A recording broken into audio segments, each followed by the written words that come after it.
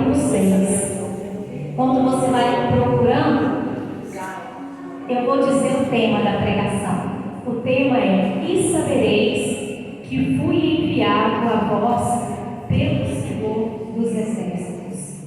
E sabereis que fui enviado a vós pelo Senhor dos Exércitos. Zacarias, capítulo 6. Veja bem, você é da Renovação Carismática Católica. A sua missão é fazer discípulo do nosso Senhor Jesus Cristo a partir da experiência do batismo no Espírito Santo, que tem como identidade o batismo no Espírito, a vivência dos carismas e a vida comunitária. Quem que a igreja espera que faça isso? Nós, Renovação Carismática Católica. É para isso que nós existimos. A visão que se tem de nós é que nós somos pessoas escolhidas, separadas, para tornar o Espírito Santo amado, adorado, conhecido entre as nações. É para isso. Quando alguém olha para você, quando alguém olha para mim, a pessoa espera que a gente dê a eles a experiência do Espírito Santo.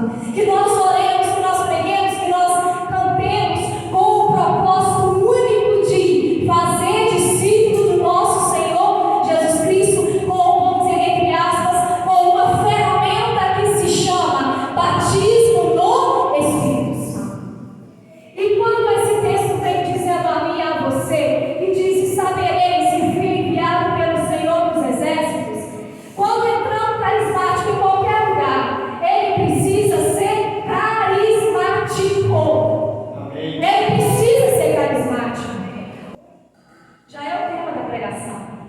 E sabereis que fui enviado pelo Senhor dos Exércitos. Aonde entrar um carismático, entra 12 carismas. Amém. Aonde entrar um carismático, precisa entrar batismo no Espírito Santo. Aonde entrar um carismático, precisa existir vivência fraterna. As pessoas precisam olhar para nós e dizer: eles se amam de verdade. Não, eles não se arranham o tempo todo. Eles falam mal dos outros o tempo todo. Não. Nós precisamos sermos conhecidos por um povo que é enviado pelo Senhor dos Exércitos. E se nós somos enviados por Ele, com o lugar onde Ele nos chamou, que é no grupo de oração, as características do nosso envio é essa: cheio do Espírito Santo, com 12 carismas e pronto para viver a fraternidade. Aonde nós entrarmos, se existe discussão, se existe briga, precisa acabar. Porque eu vou chegar com a palavra de Deus. Se eu chegar num ambiente que tiver fofoca, que tiver intriga, que tiver perseguição, que tiver deboche, precisa acabar. Porque eu estou ali com uma palavra de libertação que eu dei para levar naquele lugar. Assim nos diz o texto do capítulo 6. Nós faremos a leitura do versículo 12. Vocês não fecharam a Bíblia não, né? Não. Então tá bom. E lhes dirás: assim diz Yahvé dos Exércitos: eis um homem cujo nome é rebento. De onde ele está, alguma coisa germinará, e ele reconstruirá o templo de Yahvé. Ele reconstruirá o santuário de Yahvé. Ele carregará insígnias reais, sentará em seu trono e dominará. Haverá um sacerdote à sua direita. Entre os dois haverá perfeita paz, e a coroa será para Eudai, Tobias, Idaías e para o filho de Sofonias, em memorial de graças do santuário de Yahvé. Os que estão longe virão para reconstruir o santuário de Yahvé. E reconhecereis que Yahvé dos Exércitos me enviou a vós. Isso acontecerá se ouvirdes a voz de Yahvé, o vosso Deus. Isso acontecerá se ouvirdes a voz de Yahvé, o vosso Deus. Qual que é a grande mensagem do profeta Zacarias? Qual é a grande mensagem dele?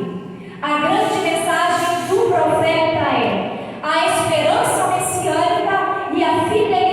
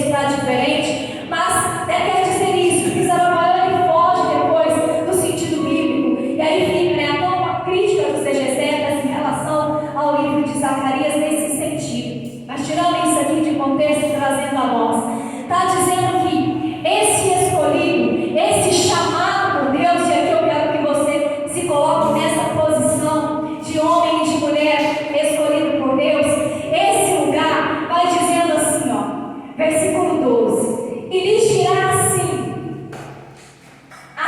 diz Yahvé dos exércitos: eis um homem cujo nome é rebento, de onde ele está, alguma coisa germinará.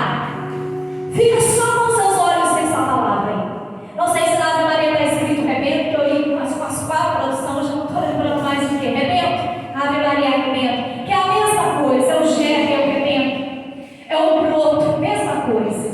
Está dizendo que esse escolhido, que esse homem, que esse chamado por Deus, aonde ele entrar, aonde ele tocar, as coisas irão germinar. Aonde ele passar, as coisas vão acontecer de uma forma nova.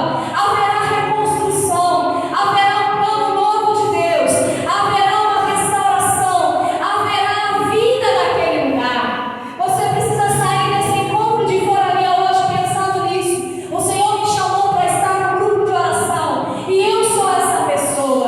Quando eu entrar ali, se o grupo de oração está frio, se o grupo de oração está sem a direção adequada, eu sou a pessoa escolhida por Deus para fazer crescer, para fazer germinar, para fazer florir. Eu fui escolhida para um tempo novo. Daí o texto prossegue dizendo e a você dessa maneira, cujo nome é rebento, de onde ele está, alguma coisa vai germinar. Lembra do contexto que eu vim trazendo até aqui, das palavras que Deus nos disse enquanto renovação de Belo Horizonte? O Senhor foi falando de uma escolha, de uma disposição, da força do alto sobre nós. E o Senhor está falando que aonde você entrar, as coisas vão acontecer. E você não está no seu lugar. Você está aqui no nome do Senhor dos exércitos. A partir de você, a partir da minha pessoa, o Espírito Santo quer nos arrancar das cavernas onde nós, que por uma razão habitamos, que por uma situação nós nos encontramos. Continuando o texto, diz assim a palavra do Senhor: ele reconstruirá o santuário de Yahvé. Ele carregará insígnias reais. Quem envia é o rei. O rei põe a capa, o rei põe a coroa, o rei que envia o mensageiro dele. Então ele será enviado com insígnias reais, sentará em seu trono e dominará. Haverá um sacerdote à sua direita. Entre os dois haverá perfeita paz, e a coroa será para Eudai, Tobias, Idaias e para o filho de Sofonias, em memorial de graça no santuário de Yahvé.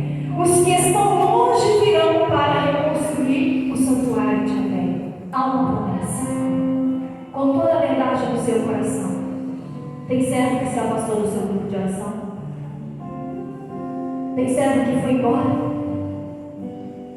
O Senhor está falando que os fiéis vão voltar. Amém. Os fiéis vão voltar. Mas vai voltar só no lugar que as pessoas lavarem as suas vestes e as alvejarem com o sangue do cordeiro. Aí sim os fiéis irão voltar.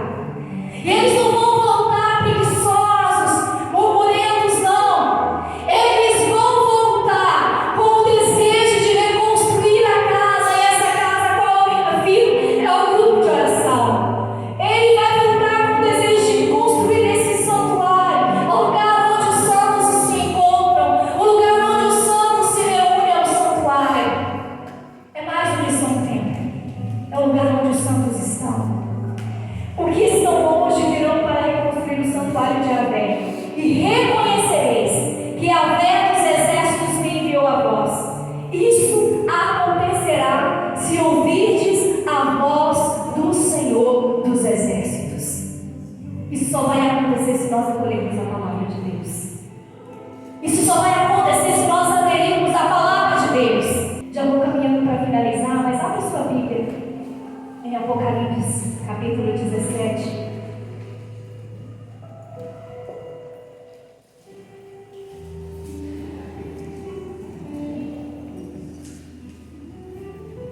nós vamos ler o versículo 14.